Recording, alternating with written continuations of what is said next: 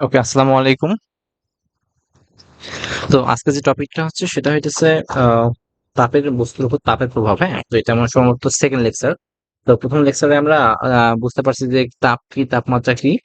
তারপরে আমরা simple simple ধারণা দিব এবং বিভিন্ন স্কেলের মধ্যে সম্পর্ক দেখছিলাম। তো সম্পর্কটা ছিল এরকম। ওকে,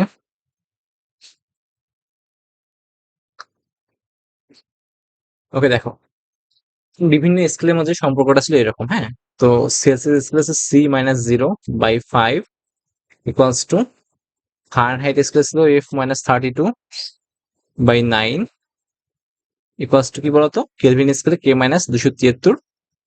ওকে, ভাগ হয়েছে 5। ওকে, ঠিক আছে, যেটা দেওয়ার প্রয়োজন হয় না। সো এইটা ওকে, ঠিক আছে। তো একটা কোশ্চেন করতে পারে, যে কোশ্চেনটা হইতেছে এরকম, যে বলতে পারে সেলসিয়াস স্কেলে বলতে পারে না এরকম যে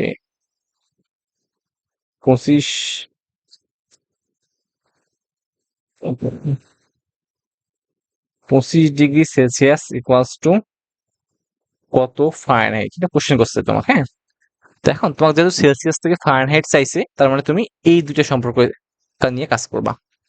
তো এখানে কি হবে বলো, C-5 ইকুয়ালস টু কি বলতো, F-32/9। হ্যাঁ, তো এখন এখানে কত কত সেলসিয়াস চাইছে বলতো, 25 ডিগ্রি সেলসিয়াস চাইছে, তার মানে এখানে 25 বসায় দাও, বাই 5 ইকুয়ালস টু F-32/9। হ্যাঁ, তো এটা ক্যালকুলেট করো, দেখো কি হয় বলো, 5 5 25, 5 9 45। হ্যাঁ, আহ এরকম F-32 ইকুয়ালস টু 45।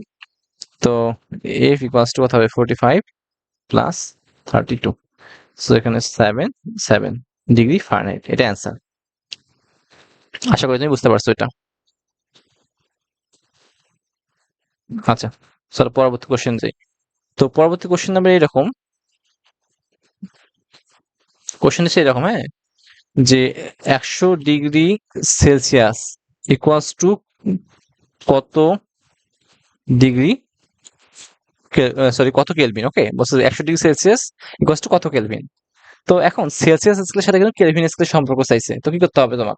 তো সি ভাগ হয়ে দিচ্ছে 5 ইকুয়ালস টু কত বলতো, কেলভিন স্কয়ার ইকুয়ালস টু ছিল K-273 ভাগ এটা 5। হ্যাঁ, তো এটা ক্যান্সেল। তো সেলসিয়াস কত বলতো, 100। 100 ইকুয়ালস টু K-273।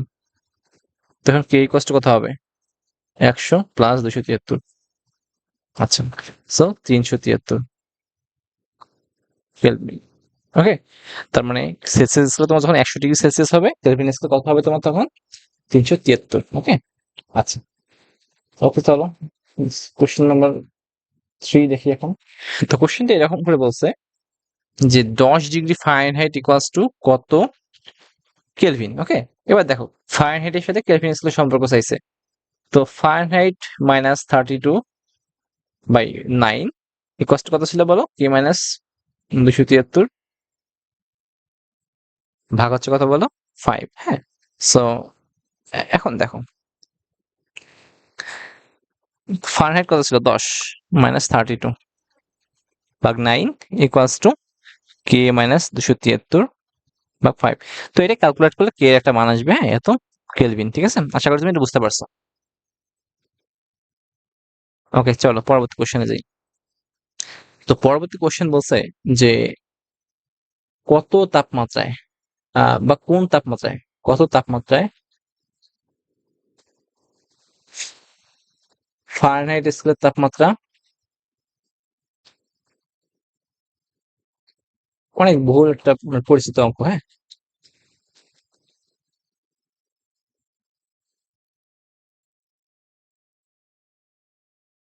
এবং সেলসিয়াস তাপমাত্রা সমান।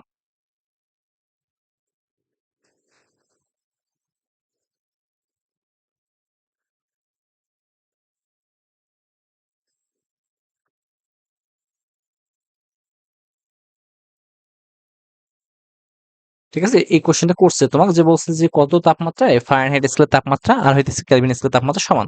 তার মানে এমন একটা টেম্পারেচার আছে যেখানে ফারেনহাইট স্কেল এবং কেলভিন স্কেল সমান পার্ট দিবে। তো এফ ইকুয়ালস টু আলটিমেটলি কত হবে বলতো, সি। ফর্মুলা কত ছিল, এফ মাইনাস 32 ভাগ 9 ইকুয়ালস টু কত ছিল?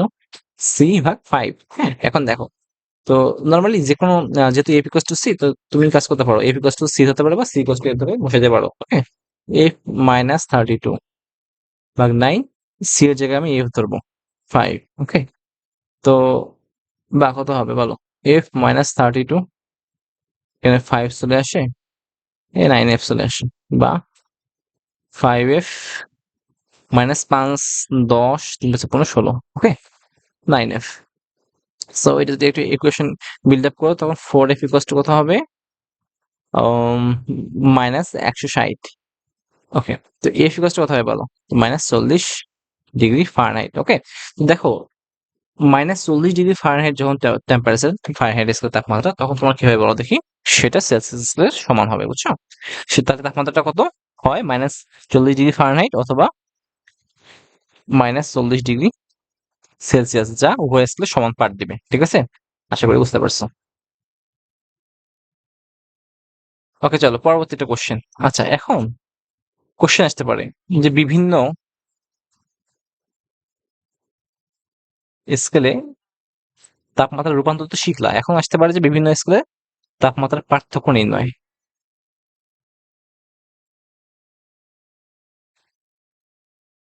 পার্থক্য নির্ণয়। ওকে, তো একদম সিম্পল একটা ফর্মুলা আছে, হ্যাঁ, শর্টকাট। দেখবা, সেলসিয়াস স্কেলের পার্থক্য ভাগ 5 ইকুয়ালস টু ফারেনহাইট স্কেলের পার্থক্য ভাগ 9। ঠিক আছে, ইকুয়ালস টু কত বলতো? কেলভিন স্কেলের পার্থক্য ভাগ 5। এইটা একটা সিম্পল একটা ফর্মুলা। ওকে, কোশ্চেন এরকম, দেখুন দেখুন, সেলসিয়াস স্কেলের তাপমাত্রার পার্থক্য।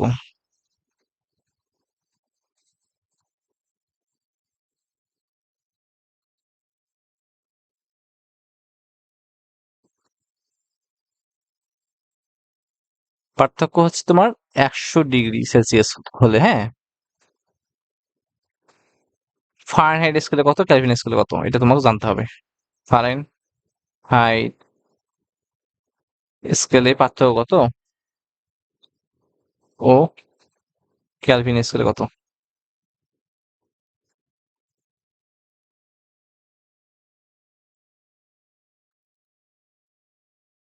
ওকে, এটা তুমি বুঝতে পারছো আশা করি। তো এখন দেখো, প্রথমত কি দেওয়া আছে? তো ডেলসি দেওয়া আছে, সেলসিয়াস স্কেলের পার্থক্য কত? ডেলসি না, ডেলসি কষ্ট কত আছে বলতো? 100 ডিগ্রি। ওকে, তো এখন প্রথমত বলছে যে ফারেনহাইট স্কেলে কত, তো ফারেনহাইটে প্রথমটা আমরা নিব ফারেনহাইট স্কেলে। ওকে, তো দেখো আমরা কি জানি, ফর্মুলা জানি, সেলসিয়াস স্কেলের পার্থক্য ভাগ 5 ইকুয়ালস টু ফারেনহাইট স্কেলের পার্থক্য ভাগ 9। তো এটা কত ছিল? 100 ভাগ 5 ইকুয়ালস টু ডেল এফ বের করতে হবে 9। তো 5 20 100, তো 9 দুগুণে 18, 180। তো ফারেনহাইট স্কেলের পার্থক্য কত বলতো? 180 ডিগ্রি ফারেনহাইট। ওকে, এটা তুমি বুঝতে পারছো। তো কেলভিন স্কেলে দেখবো কত হয় এখন। কেলভিন স্কেলে তো সিম্পল, সেলসিয়াস স্কেলের পার্থক্য কত দেওয়া আছে বলো দেখি। আচ্ছা, ফর্মুলাটা দেখি, হ্যাঁ। ভাগ এটা 5। তো দেখো, সেলসিয়াস স্কেলের পার্থক্য দেওয়া আছে 500, 100 ভাগ 5 ইকুয়ালস টু কেলভিন স্কেলের পার্থক্য বাই 5। সো দেখো, সেম 100 কেলভিন। তো এখান থেকে কি বুঝতে পারলাম? এখান থেকে একটা জিনিস বুঝতে পারো, হ্যাঁ, যে সেলসিয়াস স্কেলের পার্থক্য আর কেলভিন স্কেলের পার্থক্য কি বলতো? সমান। হ্যাঁ, দেখো এখানে তোমার সেলসিয়াস স্কেলের পার্থক্য কত ছিল? 100 ডিগ্রি সেলসিয়াস, এবং সেম ভাবে কেলভিন স্কেলের পার্থক্য কত বলতো? 100 হয়। তো আলটিমেটলি এটা মাথায় রাখো, সেলসিয়াস স্কেলের পার্থক্য সমান কত, কত বলতো?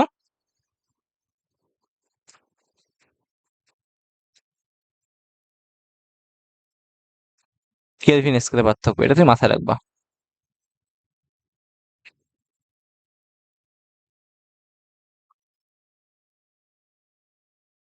ক্লিয়ার? আচ্ছা, ঠিক আছে। ওকে, চলো।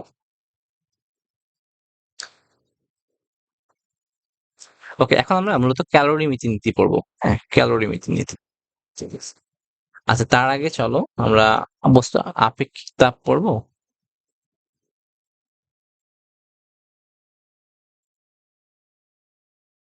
ওকে, এখানে দেখো গলন। হ্যাঁ, গলন, গলনটাকে কি বলা হয়? আচ্ছা, কোন পদার্থ কঠিন থেকে যখন তরলে রূপান্তর হয় তখন তাকে আমি কি বলি বলতো? গলন বলি। এটা তো মাথায় জানো তুমি এগুলো। তার মানে একটা বস্তু যখন বরফ অবস্থায় থাকে তখন ওখানে যদি তাপ প্রয়োগ করার পর যখন গলে, হ্যাঁ, গলে তরলে রূপান্তর হয় তখন তাকে আমি গলন বলি। তো এখানে দেখো এটা তুমি বরফের একটা হিসেব করছো, এটা বরফের জন্য হিসেব করছো। তো এই সিম্পল পয়েন্টটাকে 0 বলা হয়, এটা 0 ডিগ্রি সেলসিয়াস তাপমাত্রা। তো এখানে 0 ডিগ্রি সেলসিয়াস তাপমাত্রায় কিন্তু পানিটা, সরি 0 ডিগ্রি না, এটা হয়তো -10 ডিগ্রি সেলসিয়াস। ওকে, তো -10 ডিগ্রি সেলসিয়াস তাপমাত্রার জন্য এখন স্টেজটা এটা। এখানে দেখো কি হয়, এখান পর্যন্ত এখানে এই টেম্পারেচারটা কত বলতো, এখানে 10 ডিগ্রি, 0 ডিগ্রি সেলসিয়াস, এখানে কি বলতো 0 ডিগ্রি সেলসিয়াস। তো তারপর টেম্পারেচার বাড়তেছে, ঠিক আছে, তারপর এরকম একটা অবস্থা, তারপর এখানে 100 ডিগ্রি সেলসিয়াস। ওকে, দাঁড়াও,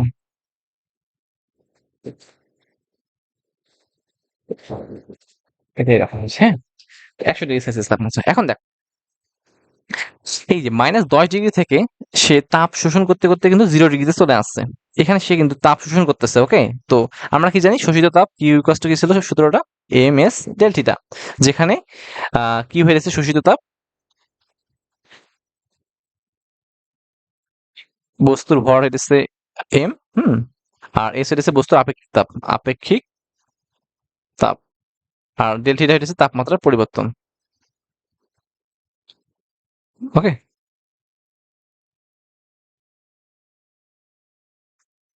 ওকে, আশা করি তুমি বুঝতে পারছো। এখন দেখো, তো সে কি করছে, -10 ডিগ্রি সেলসিয়াস তাপমাত্রায় সে কি ছিল, কঠিন পদার্থ বা বরফ ছিল, সে তাপ শোষণ করছে। তার মানে এখানে সে একটা সার্টেন তাপ Q1 শোষণ করছে। Q1 কত বলতো, এএমএস ডেল্টা শোষণ করছে। ওকে, এখন তারপরে সে 0 ডিগ্রি পৌঁছাইছে। তারপরে দেখো এখানে কিন্তু সে আর আহ, এই সেম অবস্থাতে সে কিন্তু আর তাপ শোষণ করতেছে না, বুঝছো, তাপ কিন্তু শোষণ করতেছে না, বা তাপ শোষণ করতেছে কিন্তু, সরি, তাপ শোষণ করতেছে কিন্তু টেম্পারেচার কিন্তু বাড়তেছে না। দেখো এখানে কিন্তু 0 ডিগ্রিতে স্থির আছে, ঠিক আছে, এখানে কত বলতো, 0 ডিগ্রিতে স্থির। তো দেখো সে 0 ডিগ্রিতে আছে, তার মানে সে এখানে বরফ আছে, একটু একটু পজিশনে সে কি ছিল বলতো, বরফ ছিল, এখানে সে বরফ ছিল। আর এখানে কি হয়েছে দেখো, এখানে কিছু কিছু অংশ বরফ তো আছেই, এগেন সে তাপ কিন্তু শোষণ করতেছে আলটিমেটলি, কিন্তু সেখানে কিন্তু কি হয়েছে না বলতো, সে তাপমাত্রা বাড়াচ্ছে না। তার মানে কি, এখানে বরফও আছে, কিছু পরিমাণ পানিও আছে, তার মানে সে গলতে শুরু করছে। এখানে এই পজিশনটাকে আমি কি বলি, গলন বলি।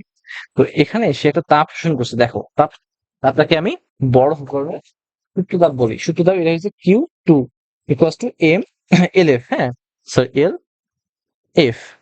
ওকে, এটা কি বলতো ভাই, বরফ গরমের সূত্রতাপ।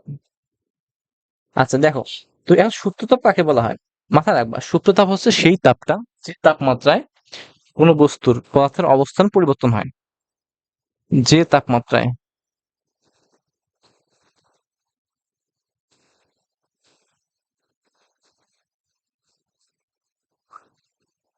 অবস্থার বা দশার পরিবর্তন হয়। মানে দেখো এখানে কিন্তু কঠিন ছিল, সে কঠিন থেকে কি হইতেছে বলতো, পানিতে রূপান্তর বা তরলে রূপান্তরিত হইতেছে, অবস্থান পরিবর্তন হয়।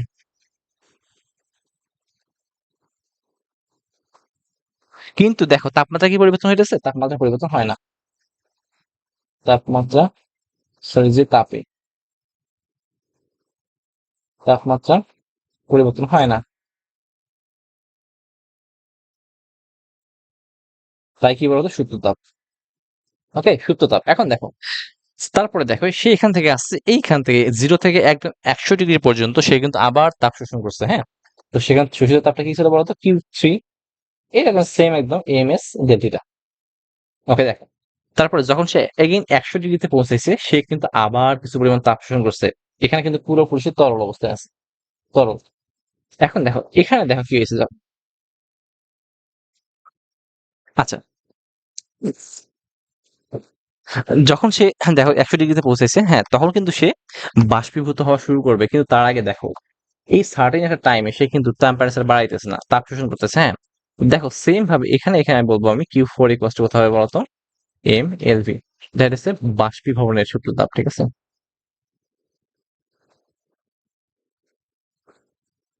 ওকে, তো এখানে দেখো সে কিন্তু টেম্পারেচারটা বাড়াচ্ছে না, হ্যাঁ, টেম্পারেচারটা বাড়াচ্ছে না, কিন্তু দেখো তার অবস্থা কিন্তু পরিবর্তন হয়ে গেছে। তার মানে সে এখানে তরল, কিছু পরিমাণ তরল ছিল, তরল তো ছিলই, প্লাস কি হবে বলতো, নতুন রূপান্তরিত কি হবে, সেখানে বাষ্পে রূপান্তরিত হওয়া শুরু করবে। আর এই সার্টেন টাইমে কি বলতো, এটা পুরোপুরি বাষ্প। ঠিক আছে? ওকে, তুমি তাহলে আশা করি বুঝতে পারছো। ওকে, ঠিক আছে। তো দেখো, তাকে যদি আমি -10 থেকে একদম পুরোপুরি বাষ্পে রূপান্তর করতে চাই, তাহলে কতগুলো তাপের প্রয়োজন হয়েছে?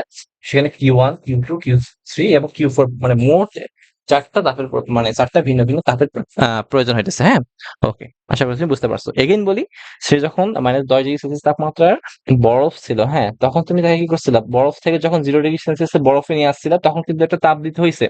আমি কি জানি তাপের পরিমাণ mS ডেল্টা। তো এখন যখন 0 ডিগ্রিতে আসছে, তখন সেটা কি বরফ বিন্দু বা গলনাঙ্ক না সেখানে? সেখানে কিন্তু বরফও থাকবে, আল্টিমেটলি পানি থাকবে। সেখানে সে তাপ শোষণ করবে, কিন্তু তার কিন্তু তাপমাত্রাটা বাড়বে না। তাকে আমি কি বলি বলতো? সূত্রতাপ বলি। এবং সূত্রতাপ কাকে বলা হয়? যে তাপে বস্তুর অবস্থার পরিবর্তন হয়, কিন্তু তাপমাত্রার পরিবর্তন হয় না, তাকে আমি কি বলি বলো? সূত্রতাপ বলি। ওকে, আচ্ছা, ঠিক আছে, আশা করি তুমি বুঝতে পারছো এখন।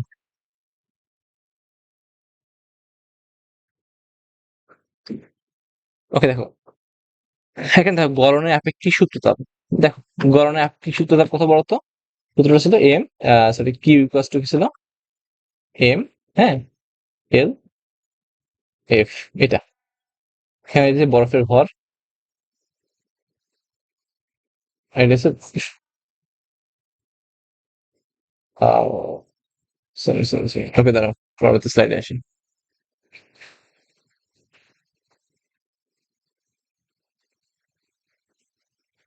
ওকে, দেখো, ক্যালোরিমিতি।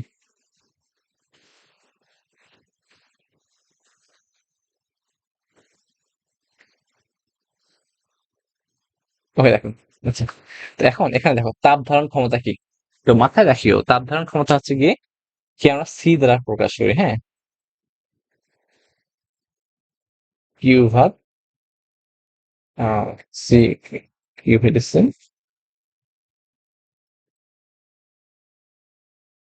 M C. Sorry sorry sorry sorry sorry sorry. Okay, দেখো, আগে দেখো আপেক্ষিক তাপ, দেখো আপেক্ষিক তাপ ধারণ ক্ষমতা বা আপেক্ষিক তাপ। এখানে দেখো, তো সংজ্ঞাটা এরকম: কোন 1 কেজি ভরের বস্তুর তাপমাত্রা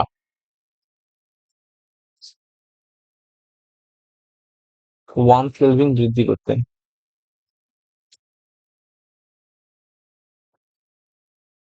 যে তাপের প্রয়োজন,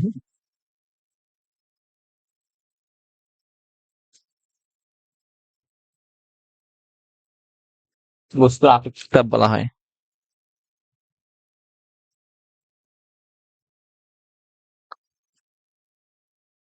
ওকে, এখানে দেখো, C equals to del Q ভাগের দিছে, সরি সরি, কিউ ভাগের দিছে এটা এম ডেল্টা। হ্যাঁ, এখন দেখো, এখানে সংজ্ঞাটা দেখো, আমি যখন কোনো কিছু জিনিসের সংজ্ঞা দিই, তখন নিচে যারা থাকে তাকে আমি সবসময় এক ধরে নিই। তো দেখো, এখানে আমি 1 কেজি ধরে নিলাম। আর এখানে ডেল্টা হচ্ছে তাপমাত্রার পরিবর্তন, তাপমাত্রার পরিবর্তন।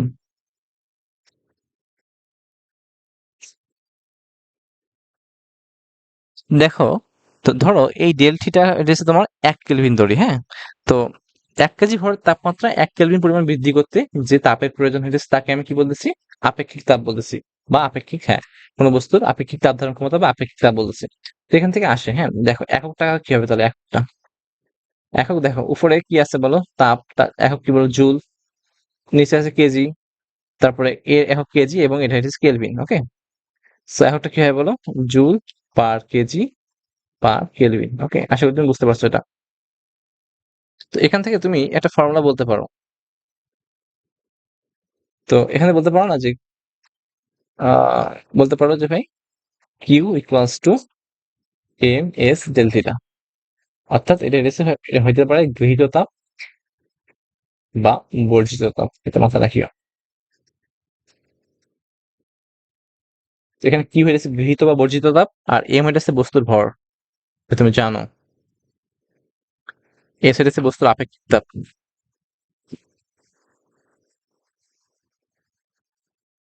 আর ডেল থিটা হইতেছে তাপমাত্রার পরিবর্তন।